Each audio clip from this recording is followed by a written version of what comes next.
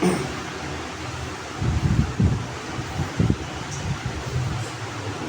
Hind students. And आज हम बताएंगे कि किसी भी एटम की जो स्टेट होती है वो कब ज़्यादा स्टेबल होती है, ओके, और कब नहीं होती। लास्ट वीडियो के अंदर मैंने आपको बताया था कि हाफ फुल क्या होता है, फुल फिल क्या होता है, लेकिन मैं पूरा नहीं बता पाया था। मैंने कहा भाई इस चीज़ को मैं नेक्स्ट जो मेरा जो वीडियो होगा उसमें मैं आप लोगों से डिस्कस करूँगा, ओके। इसके साथ साथ मैं आज आपको ये भी बताऊँगा कि किस तरीके से इलेक्ट्रॉनिक कॉन्फ़िगरेशन लिखी जाती है, ओके। और ये दोनों चीज़ें आज बताने के बाद में मैं समझता हूँ कि आज के बाद में आपको इलेक्ट्रॉनिक कॉन्फ़िगरेशन लिखने में या फिर हाफ फिल और फुल फिल के बारे में समझने में कोई दिक्कत नहीं आएगी। उसके पहले मैं आप प्रिंसिपल मैंने आपको बता दिया, L+L प्रिंसिपल बता दिया, एंड हुंस रूल बता दिया मैंने आप लोगों को, ओके। तो बच्चों देखिए, आप देख रहे होंगे क्या पूरा नहीं आ रहा होगा, थोड़ा कट रहा है। Half fill and full fill atom are more stable, okay, and electronic configuration, इसके बारे में आज ये दो टॉपिक है, इसके बारे में आज हम डिस्कस करेंगे। देखो बच्चों, कोई भी एटम का जो इलेक्ट्रॉनिक कॉन्फ़िगरेशन है वो डिपेंड करता है उसके क्वांटम वैल्यूज, ठीक है। क्वांटम वैल्यूज मैंने आपको बता दिया था कि क्वांटम जो वैल्यू होती है वो डिपेंड किस पे करती है, KLMN। अच्छा, KLMN की वैल्यू किस पे डिपेंड करती है, प्रिंसिपल क्वांटम नंबर। तो प्रिंसिपल जो क्वांटम नंबर होता है वो कहाँ से चालू होता है बच्चों, N = 1 2 3 4, ठीक है। जैसे कि आप देख रहे होंगे KLMN, ठीक है। ये सारी चीजें मैंने पिछले वीडियो में आप लोगों को बता दिया है। अच्छा, K में के सब ऑर्बिट कौन सी होती है, S होती है। इसमें कौन सी होती है, SP। इसमें कौन सी होती है, SPD। और चौथे में क्या आती है, SPD। इसके बारे में भी मैंने आपको टोटल लास्ट क्लास के अंदर 2 या 3 क्लास के अंदर मैंने क्लियर कर दिया। यहाँ मैंने लिखा नहीं है। देखो बच्चों, एक बात ध्यान रखना, एन की वैल्यू क्या है हमारी, 1 है। इसका मतलब इसे हम किससे इंडिकेट करेंगे, 1 से। समझना, यही है मेन इंपॉर्टेंट। और उसके बाद जो हमारा जो चालू होगा वो क्या है, 2। तो 2 कहाँ आ जाएगा, यहाँ आ जाएगा। 2 कहाँ आ जाएगा, यहाँ आ जाएगा। ये रिप्रेजेंटेशन है ना। फिर यहाँ 3 है तो 3 कहाँ आ जाएगा, यहाँ आ जाएगा। 3 कहाँ आ जाएगा, यहाँ आ जाएगा। 3 कहाँ आ जाएगा, यहाँ आ जाएगा। कहने का मतलब L ऑर्बिट के अंदर जो सब ऑर्बिट है उसको रिप्रेजेंट करने वाला जो प्रिंसिपल क्वांटम नंबर है वो कौन सा है, 2। और इसमें कौन सा है, 3। बिल्कुल सिमिलरली हमारा यहाँ 4 आ जाएगा, यहाँ 4 आ जाएगा, यहाँ भी 4 आ जाएगा और यहाँ भी 4 आ जाएगा। मैं समझता हूँ समझ गए होंगे कि 1s 2s 3s 3p किस तरीके से लिखा जाता है। ये मेन मतलब ये मान के चलो इलेक्ट्रॉनिक कॉन्फ़िगरेशन यही से निकला है कि कैसे लिखते हैं। आप सभी को पता है अच्छे से ये क्या होता है। इसमें 2 आते हैं, इसमें कितने आते हैं, 2p में कितने आते हैं, 6। इसमें कितने आते हैं, 2p में कितने आते हैं, 6। इसमें कितने आते हैं, 10, ठीक है। इसमें कितने आते हैं, 2। इसमें कितने आते हैं, p में कितने आते हैं, 6। d में कितने आते हैं, 10। और f में कितने आते हैं, 14। मैं समझता हूँ ये सारी चीजें मैं आपको पहले बता चुका हूँ कि किस तरीके से हम निकालते हैं। तो ये टोटल नंबर ऑफ इलेक्ट्रॉन है जो कि किसी ऑर्बिट के अंदर या फिर किसी सब ऑर्बिट के अंदर पाए जाते हैं, ठीक है। अच्छा, टोटल नंबर ऑफ इलेक्ट्रॉन कितना कैसे फाइंड आउट करेंगे मैंने बताया था। उसका जो फार्मूला होता है वो होता है 2n²। अब इसमें देख लेंगे कितने टोटल नंबर ऑफ इलेक्ट्रॉन के हैं। तो n की जगह क्या रखेंगे, 1 रख दिया। तो देखो बच्चों, 2 × 1 का स्क्वायर कितने आ गए, 2 आ गए, ठीक है। इसी तरीके से इसी फॉर्मूले में अब 2 रखेंगे तो 2 दूनी 4 होते हैं, 4 दूनी क्या होते हैं, 8। तो दूसरे में कितने आ गए, 8। तीसरे में कितने आ जाएंगे, 18। कितने आ जाएंगे, 32। तो ये आइडेंटिफाई करने का एक तरीका है, किससे, 2n²। ये क्या बताता है, किसी भी ऑर्बिट के अंदर number of total number of electron के बारे में बताता है, ठीक है।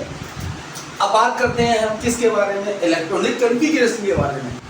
ये एक स्टैंडर्ड फॉर्म है बच्चों, ध्यान रखना, ये एक स्टैंडर्ड फॉर्म है। हमें इसी से ही कंपेयर करते हुए हमें 30 तक, मैं आज कितने बताऊंगा, 30 तक हमें इलेक्ट्रॉनिक कॉन्फ़िगरेशन फाइंड आउट करना।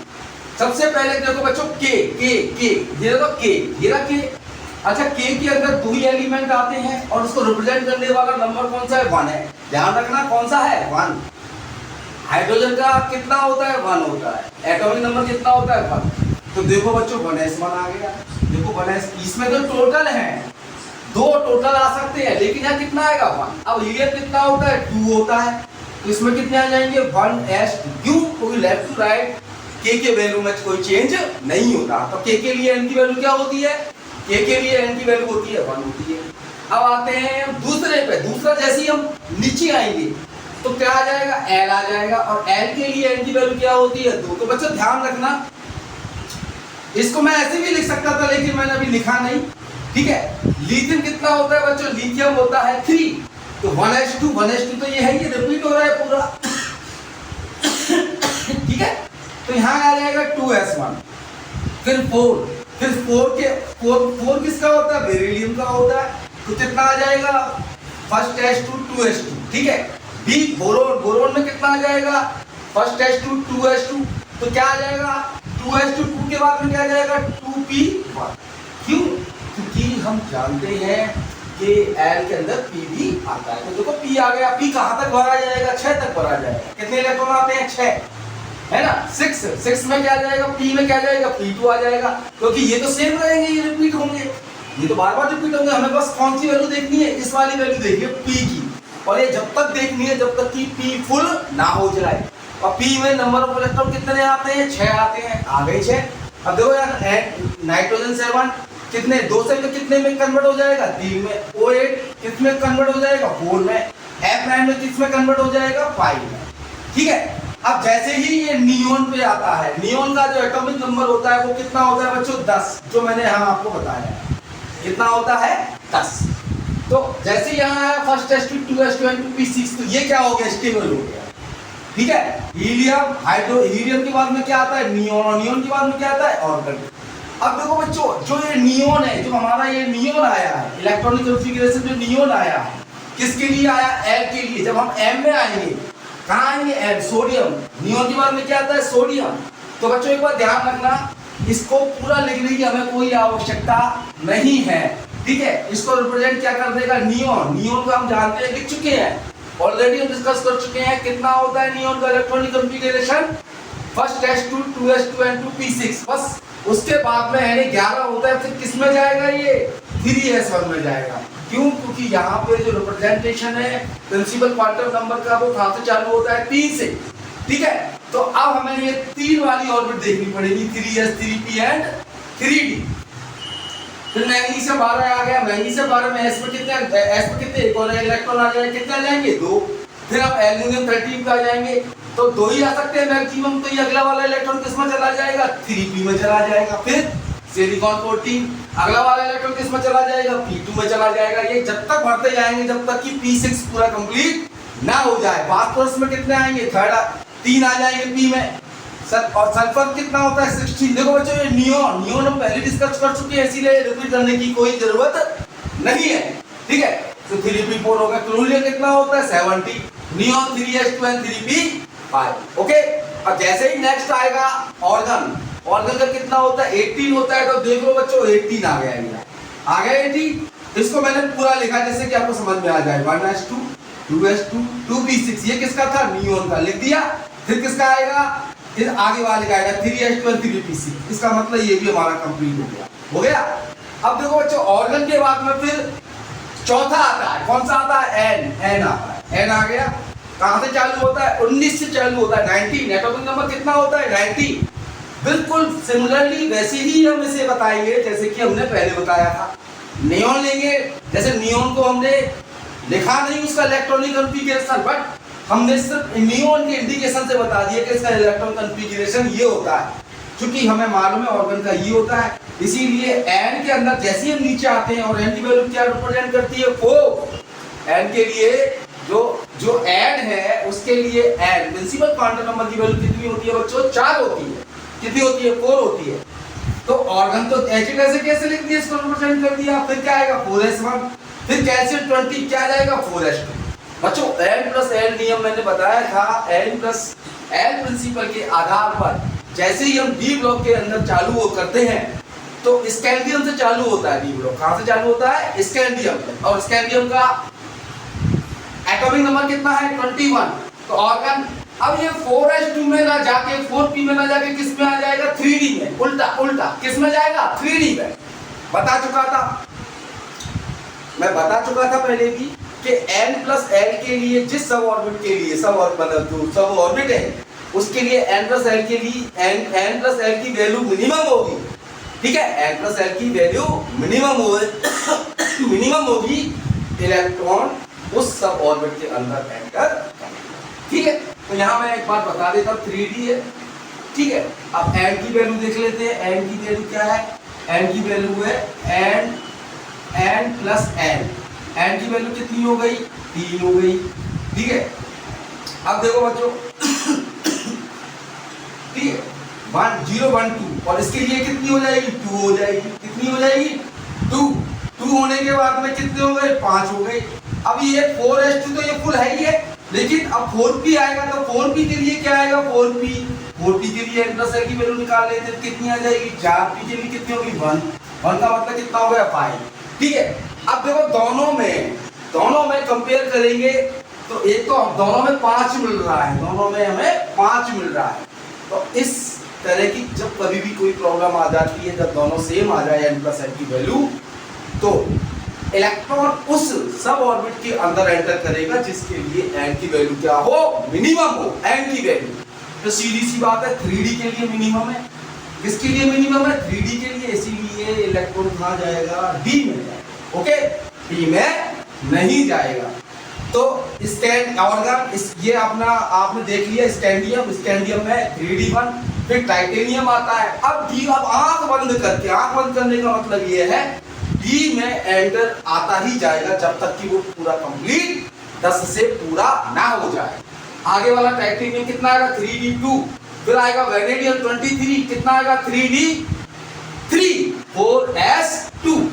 अब नेक्स्ट जो हमारा क्रोमियम है, ये बच्चों ध्यान रखना, क्रोमियम ये एक्सेप्ट केसेज है, इसके अंदर क्या होता है, इसके अंदर ये होता है बच्चों के इलेक्ट्रॉन वैसे 3d4 आना चाहिए, लेकिन ये क्या हो जाता है, 5 हो जाता है। क्यों, क्योंकि किसी भी एटम की अपनी एक टेंडेंसी होती है कि वो या तो फुलफिल करेगा अपने एक्सटर्नल ऑर्बिट को, या फिर क्या करेगा, हाफ फिल करेगा, ठीक है। तो यहाँ क्या होना चाहिए, 3d4 होना चाहिए, लेकिन ये एक ले लेता है, किससे ले लेता है, 4s से। कितने थे 4s में, 4s2 थे, तो एक इलेक्ट्रॉन ले लिया, तो चारों में कितना हो गया, 5 हो गया बच्चों, ये क्रोमियम है। और इसका क्या हो जाएगा, 4s1। फिर नेक्स्ट जो इलेक्ट्रॉन है वो किस में जाएगा, वो इसमें नहीं जाएगा, वो किस में जाएगा, 4s2। क्यों, क्योंकि वो पहले फुल होगा, फिर क्या आता है, पहले आता है, फिर इस तरह से 3d6 सोन हम चलते चले जाते हैं, ठीक है। फिर कोबाल्ट आता है 27, कितना आ जाता है, 3d7, फिर निकेल आ जाता है 28, कितना आ जाता है, 3d8। अब देखो बच्चों, यहाँ पे कॉपर 29 आ जाता है, कितना आ जाता है, कॉपर 29। फिर एक एक्सेप्शनल केसेज आ गया, देखा जाए तो 3d8 के बाद में कॉपर 29 में d9 आना चाहिए, क्या आना चाहिए, 3d9। लेकिन बिल्कुल वैसे जैसे कि क्रोमियम में हुआ था, ये एक इलेक्ट्रॉन इसमें से कैरी कर लेता है और ये अपना ऑर्बिट जो सब ऑर्बिट है अपने आप को क्या कर लेता है, ये फुलफिल कर लेता है, ठीक है। तो डी ब्लॉक के अंदर 2 एलिमेंट ऐसे, एक तो क्रोमियम और एक है कॉपर, जो अपने आप को स्टेबल करने के लिए 4s2 से इलेक्ट्रॉन को ले लेते हैं। उसके बाद में नेक्स्ट जो है Zn30, इलेक्ट्रॉन कहाँ, किस में जाएगा, इलेक्ट्रॉन जाएगा s में जाएगा, 4s2 में। तो मैं समझता हूं ये आपको समझ में आ गया होगा कि किस तरीके से इलेक्ट्रॉनों का जो मूवमेंट है वो अपनी ऑर्बिट या फिर सब ऑर्बिट के अंदर होता है। एक चीज और मैं दोबारा बताना चाहता हूं, हर बार कई बच्चे बोलते हैं ऐसा KLMN, भैया KLMN ही रूट है, KLMN ही रूट है, जड़ है, बेस है। किसी भी केमिस्ट्री को अगर आपको अच्छे से समझना है, इनऑर्गेनिक केमिस्ट्री के बारे में बात कर रहा हूँ, एस ब्लॉक के बारे में पता करना, क्योंकि अलग अलग चैप्टर्स आएंगे आगे, एस ब्लॉक फिर अलग आएगा, पी अलग आएगा, डी अलग आएगा, एफ अलग आएगा। ये चैप्टर आप जब भी समझ सकते हैं जब आपका बेस मजबूत हो, और बेस मजबूत किससे बनता है, एटम की थ्योरी से। जो मैंने 3 या 4 वीडियो बनाए हैं वो टोटल और ये भी एटम की ही थ्योरी चल रही है। हाफ फिल कब होगा, फुल फिल कब होगा, कैसे होता है, ये एक सीक्वेंस है। अगर आपने सीक्वेंसली इसको स्टडी नहीं किया तो भैया मैं आप लोगों से एक बात बोलूंगा, आपको समझ में नहीं आएगा, ठीक है ना।